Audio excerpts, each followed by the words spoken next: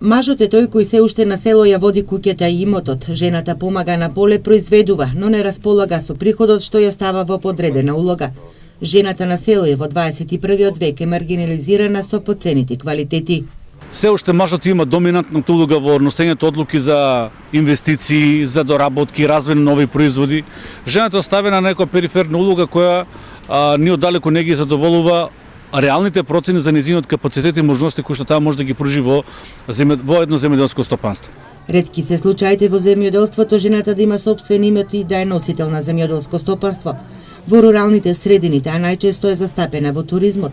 За ланската година титулата најуспешна жена предприемач ја понесе Дина Муцинска, собственик на туристички комплекс во Берово.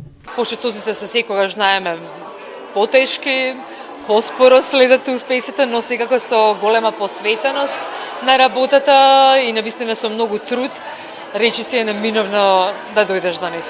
Првенствено мора да си има идеја, што сакаме, како сакаме, потоа да си има визија за развој на таа идеја, да се постави еден план, стратегија со временска рамка, со цели и со многу напор, со многу труд, со многу посветеност и пред се со многу љубов.